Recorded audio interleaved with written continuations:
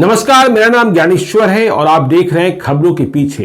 रोज रात 9 बजे एक नई कहानी लेकर हम आपके सामने हाजिर होते हैं। अपराध की दुनिया की कई कही अनकही कहानियों में से एक कहानी हम आपके साथ साझा करते हैं।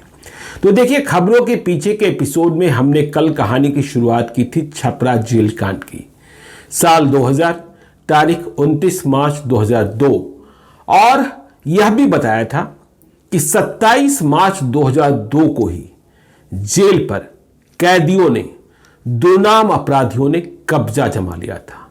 जेल के जितने भी बाबू थे, जेल कर्मी थे, वे भगा दिए गए थे, चाबी छीन ली गई थी और जेल की छतों पर ये कैदी तांडव मचा रहे थे और आजादी का झंडा फहरा दिए थे। तो पुलिस प्रशासन के समक्ष, जेल प्रशासन के समक्ष, जिला प्रशासन के समक्ष, राज्य प्रशासन के समक्ष एक बड़ी चुनौती हाजिर हो गई थी। हमने आपको यह भी बताया था कि जेल में किस तरीके से अराजक स्थिति थी और यह जो नया विवाद हुआ था वह 5 कैदियों के स्थानांतरण को लेकर हुआ था।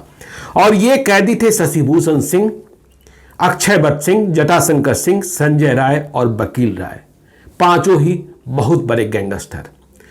और जो मजिस्ट्रेट आए थे इन्हें ले जाने को दूसरे जेल में, वे भी भगा दिए गए थे। जेल के भीतर के दरवाजों की चाबी छीन ली गई थी और सब कुछ अब जेल के भीतर इन कैदियों का राज चल रहा था। तो प्रशासन अब करे क्या?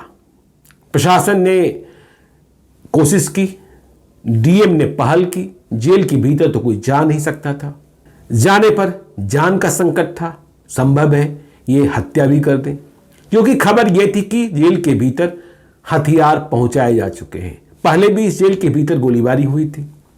तो जिला प्रशासन ने अपनी कोशिश की, कोशिश में फेल हो गए। फिर महाराजगंज के एमपी प्रभुनाथ सिंह को लगाया गया, इनकी बात भी नहीं मानी गई। तब क्या हो, तो एसपी थे कुंदन कृष्णन। वे इस जिम्मेवारी को लेने को तैयार थे कि हां, हम मुक्त कराएंगे, चाहे परिणाम जो भी हो, हमें खुली छूट मिले। तो उन्होंने पहले दिन से ही, जब से जेल में कैदियों का शासन स्थापित हुआ था, कैदी कब्जा कर लिए थे, कुछ व्यवस्थाएं की। तुरंत ऑपरेशन तो शुरू हो नहीं सकता था, अगले दिन होली थी, तैयारी भी करनी थी, क्योंकि जेल का गेट भीतर से बंद था। तो ऐसे में इंटर कैसे करते? तो जो शुरुआती व्यवस्थाएं की गई, वो व्यवस्था ऐसी हुई कि जेल के कैंपस को चारों ओर से कॉर्डन अप किया गया, मतलब घेराबंदी की गई। यह इसलिए जरूरी था कि अब जेल के मालिक जेल के कैदी और दुर्नाम अपराधी बन बैठे हैं, तो कहीं ऐसा न हो कि वो निकलकर भागना शुरू कर दें। तो यदि वे जेल के भीतरी हिस्से से बाहर आते हैं भागने के लिए, तो उन्हें हम पकड़ सकें। तो यह कोशिश हुई। दूसरी कोशिश हुई जिसमें थोड़ी कठिनाई भी हुई कि जेल के भीतर का दरवाजा, जेल के दरवाजे को भीतर से कैदियों ने बंद कर दिया था। तो अब जेल के दरवाजे को बाहर से पुलिस वालों ने बंद किया ताकि आप बाहर नहीं निकल सकें। लेकिन वहां बहुत देर तक पुलिस वालों की मौजूदगी नहीं रह पाई, क्योंकि भीतर से तांडव अधिक था। फिर बिजली पानी की आपूर्ति जो है लिमिटेड की गई, ताकि भीतर कठिनाई पैदा हो और वे सरेंडर करें। सामान की आपूर्ति रोकी गई।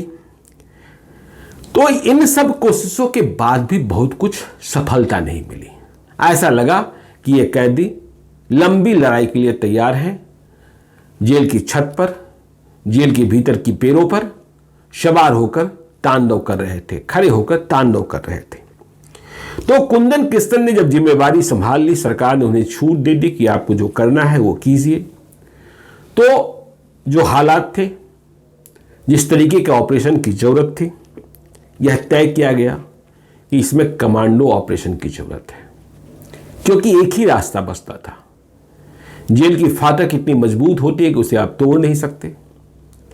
रास्ता यह बचता था कि जेल की दीवारों पर चढ़कर आप जेल के भीतर प्रवेश कीजिए। और जेल की दीवारों पर चढ़ना भी रस्सी या सीढ़ी के सहारे आसान काम नहीं था, क्योंकि जेल के भीतर की छतों पर ललकार रहे थे पुलिस वालों को कैदी। एक घटनाक्रम और इस बीच हुआ कि छपरा में एक लोकल नेटवर्क था न्यूज का, सिटी न्यूज, उस पर एक वीडियो टेलीकास्ट होने लगा ऑडियो के रूप में। ऑडियो ही था, कैसेट टेलीकास्ट होने लगा और यह कैसेट था छपरा जेल के भीतर बंद, जिसे भी ट्रांसफर किया जाना था, वकील राय और संजय राय का, दोनों ही दुर्नाम अपराधी और जेल पर कब्जा करने वाले। ये कैसेट जो टेलीकास्ट हुआ उसमें कहा जा रहा था कि छपरा के एसपी कुंदन कृष्णन हम लोगों को मारना चाहते हैं और संजय राय यह भी कह रहा था कि हम एसपी को व दूसरे पुलिस वालों को मार देंगे। तो ये एक नई बात, एक नया चैलेंज आया कि जेल के भीतर से कैसेट बाहर कैसे आया, किसके माध्यम से आया और फिर ये सिटी न्यूज के दफ्तर तक कैसे पहुंचा। इस कैसेट को जब्त भी किया गया, लेकिन एक कयास यह भी निकाला गया कि इस कैसेट को पहले जेल पर कब्जे के पहले ही तैयार कर लिया गया था और इसे अब ब्रॉडकास्ट किया जा रहा है। तो खैर, तो ऑपरेशन के लिए कमांडो की जरूरत हुई। अब कमांडोज बुलाए गए हेडक्वार्टर से।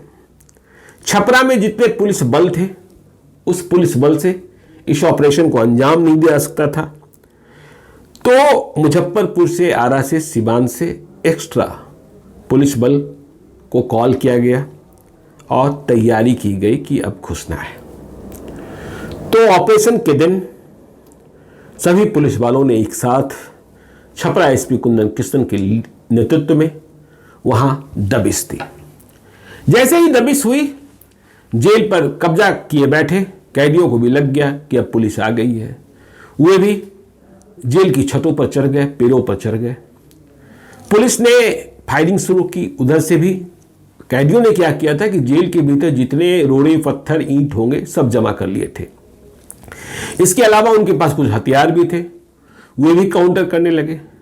पुलिस भी अंधाधुंध फायरिंग कर रही थी। बिना अंधाधुंध फायरिंग किए हुए कमांडोज को, और जिन्हें सीढ़ियों के सहारे और रस्सी के सहारे जेल की दीवारों पर चढ़कर भीतर जाना था, वे वहां तक पहुंचते भी कैसे।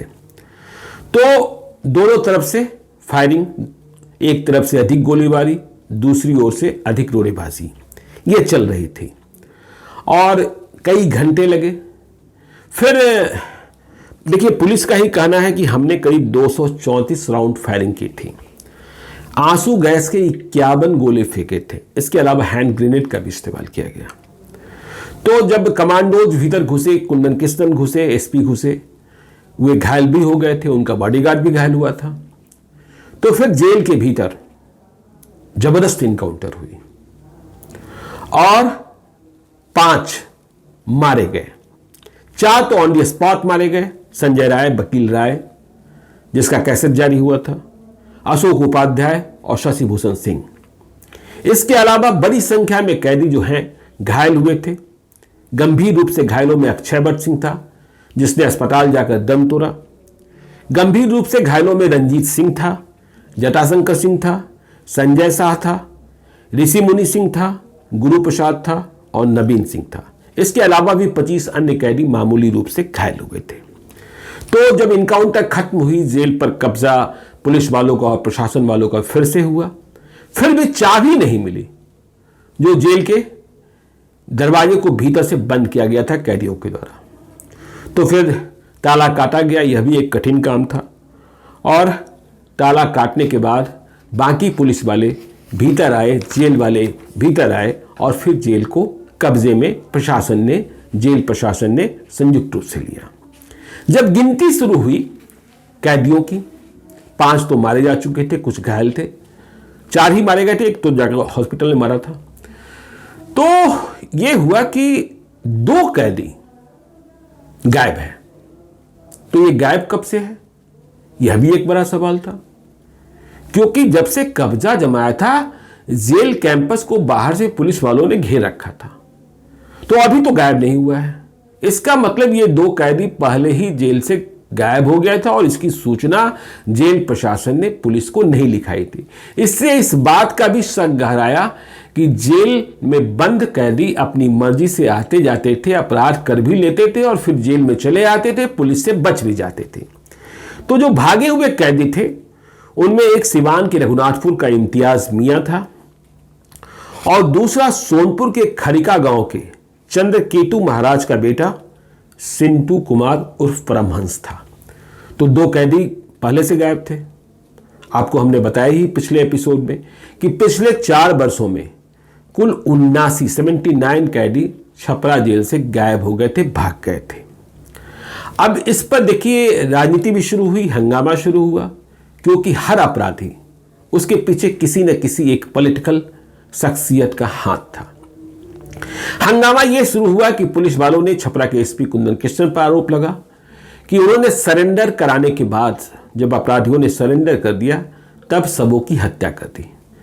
इसका तर्क यह था कि वे कैदी ही क्यों मारे गए जिनका स्थानांतरण हुआ था, वे कैदी ही क्यों मारे गए जो विरोध किए थे, बाकी सभी मामूली रूप से क्यों घायल हुए। तो इस पर पुलिस का तर्क था कि देखिए ये कैदी ही जेल के नए राजा बन बैठे थे सरकार को हटाकर। तो जब इनकाउंटर गोलियां चल रही थी तो दूसरी ओर से ये सारे ही अग्रिम योद्धा बने हुए थे, मतलब अपराधी की जमात से, तो इसलिए ये ही मारे गए। खैर, बिहार विधानसभा में इस संबंध में राज्य सरकार का वक्तव्य आया। राज्य सरकार का कहना था कि देखिए मारे गए सभी 5 कैदी बहुत ही दुर्दांत थे और छपरा जेल के अंदर से अपराध की दुनिया में इनकी समानांतर सत्ता चल रही थी। राज्य सरकार ने कबूला। राज्य सरकार ने मारे गए अपराधियों के खिलाफ जितने लंबित मुकदमे थे उनके बारे में भी ब्यौरा पेश किया और संजय राय के बारे में कहा गया कि इसके खिलाफ 16 मुकदमे थे। वकील राय के खिलाफ 15 केसेस थे। अक्षय वत्स सिंह के खिलाफ 14 केसेस थे। शशिभूषण सिंह के खिलाफ 9 मुकदमा था और अशोक उपाध्याय के खिलाफ 8 मुकदमा था। तो ये मुकदमों की संख्या थी।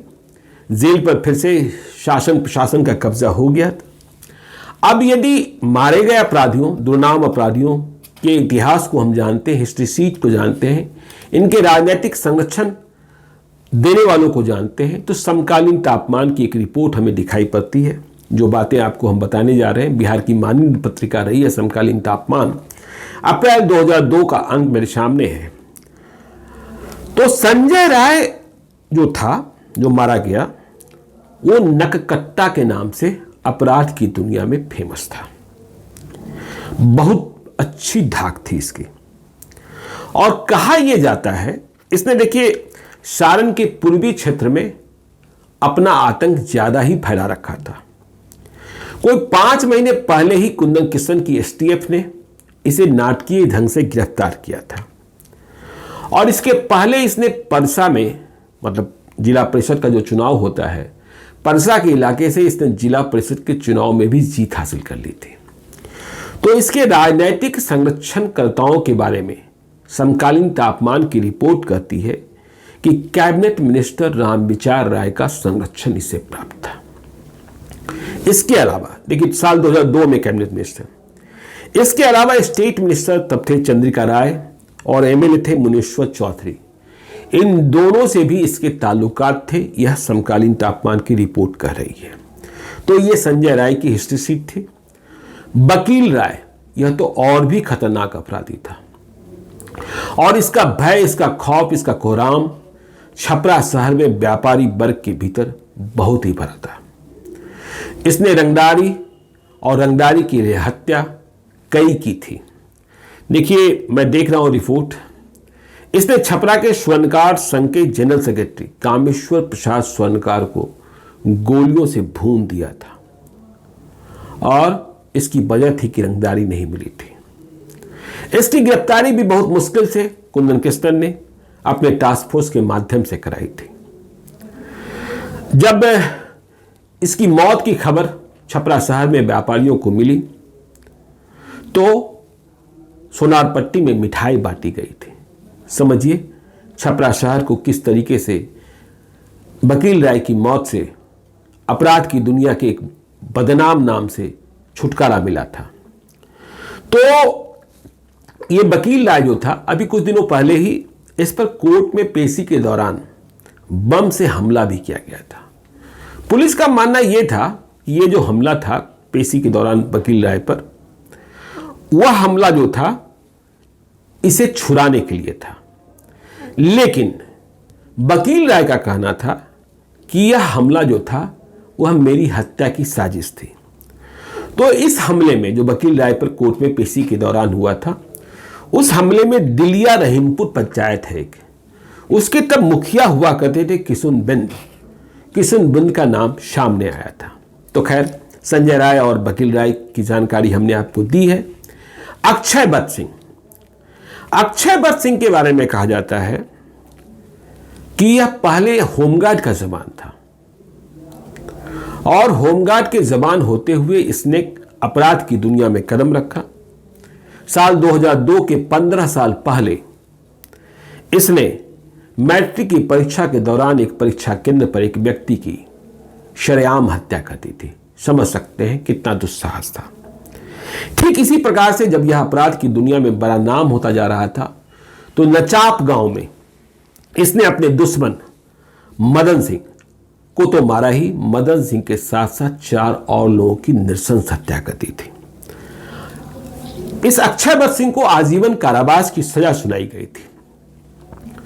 यह 12 वर्षों से बक्सर जेल में बंद था, लेकिन पैरवी के बूते यह छपरा जेल आ गया था और फिर से आतंक की दुनिया का बड़ा नाम बना हुआ था। इसी कारण तो इसे जेल से हटाया जा रहा था, लेकिन हटाता कौन? जेल के राजा की स्थिति थी। ये सभी मिलकर जेल का राजा ही बन बैठे थे।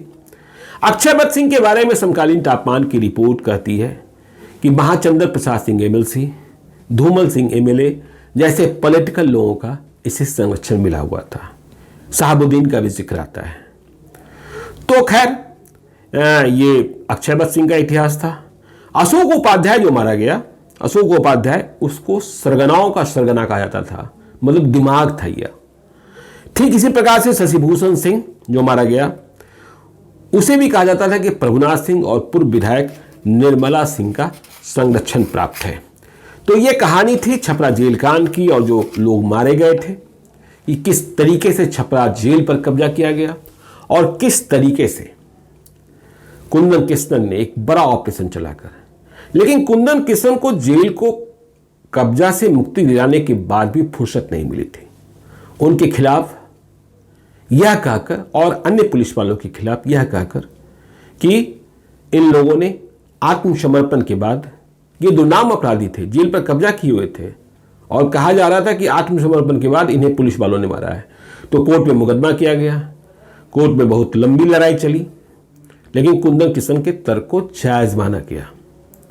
हालात क्या थे, किस तरीके से, और जो परिस्थितिजन्य साक्ष्य थे कि यदि ये अपराध को नहीं तोड़े थे, जेल में शासन नहीं स्थापित किए थे, जेल कर्मियों को नहीं भगाया था, यदि नहीं भगाए होते, जेल का राजा नहीं बन बैठे होते, तो फिर पुलिस को ऑपरेशन की जरूरत क्या थी? और पुलिस का ये ऑपरेशन इतना खतरनाक था कि जेल की दीवारों से, रस्सियों के सहारे, सीढ़ियों के सहारे जेल के भीतर प्रवेश करना पड़ा था, क्योंकि जेल का वो मजबूत दरवाजा भीतर से इन्हीं कैदियों ने बंद कर रखा था। तो ये छपरा जेल की कहानी थी। मुझे लगा कि यह कहानी आपको सुनाई जानी चाहिए। आप समझ सकते हैं कि जेल के भीतर अपराधियों की समानांतर सत्ता कैसे चलती थी। यह तो आपको पता ही है कि उस दौर में जेल के भीतर से ही बाहर सारे अपराध कंट्रोल किए जाते थे। तो देखते रहिए खबरों के पीछे को।